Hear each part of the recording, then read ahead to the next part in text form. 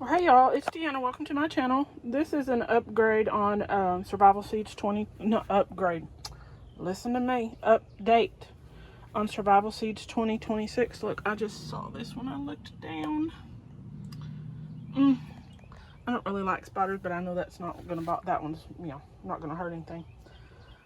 Okay, this is my zucchini, the one plant that I have.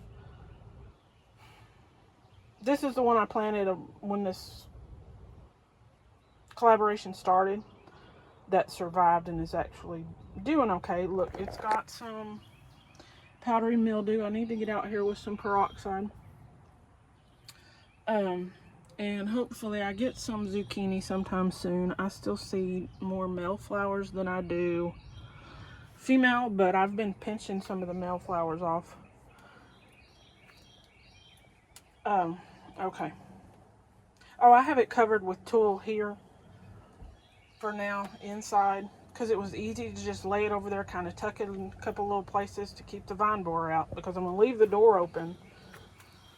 But I don't want to put, I had put the tulle on the door, but the wind is blowing. We're supposed to have thunderstorms. And the way the wind's blowing, it might tear it, just shred that tulle. And I just don't want to deal with having to find another piece or cut another piece. I'm going to keep the one in there to keep it from shredding. So I'm just going to leave the door open for now, because they do need air. I closed the windows a little bit, but they do need air in there. Look at my fig tree. The only one, I had two. I had one right here, but it died. That one's loaded. I'm going to have to cover it soon with something so that the birds don't steal eat my figs like they did my blueberries. There's hardly a blueberry left, and they never even ripened. Okay, I'm going to just cover a few things because the wind's blowing, it's thundering. There's the green tomatillo right there, and the green one right here. It's still being held on to by the rattlesnake pole beans. I tried to untwist it, but it was getting to where I bent the stem of this, and I didn't want to break it. So I'm just like, leave it alone. Maybe it won't choke it. Celery, the two that I transplanted right here look good. They're finally starting to grow. Then I transplanted a couple more, and this one had more leaves on it, and it didn't do well when I transplanted it, but it's not dead. Actually, I think it's going to survive because it looks a little bit better right there. And there's another one. What else?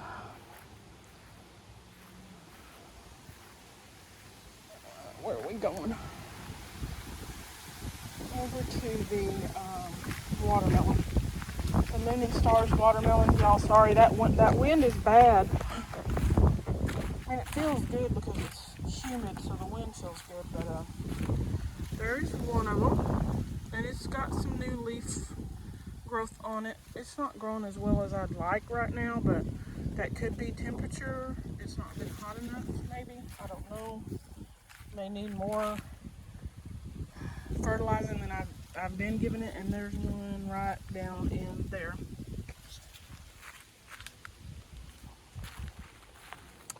Look, I got a question. That right there is a Kilimanjaro marigold. I forget what color it is, but I had two of them, and they looked fine, and then they just drooped all of a sudden. And it looked like there might have been some kind of little worms in the soil under it, but I couldn't tell if they were earthworms or something different. So I pulled them out, stuck them in water. The other one is perked up better than this one, but I think this one's gonna live, hopefully. But have you ever had that happen? I mean, it was almost like when a vine borer gets in a squash plant, everything just looked fine, and then all of a sudden it was droopy as all get out and looked dead. So I don't know. I don't know. This plant right here is the Hell's Best cantaloupe. It's looking greener than this watermelon, which is a totally different watermelon, but yeah. And they're taking a while to perk up too, and I've been giving them water out of that tub. from that tub I have. Oh, what else? What else have I got out here? Oh, now this one looks really well. This is California Bell Wonders. That one's really dark green, like you want them to be. That one looks a little pale, but that's okay. It still looks healthy. They're going to get some nitrogen from the rain, so that hopefully will help it perk up. Y'all forgive me because, Deanna and her memory.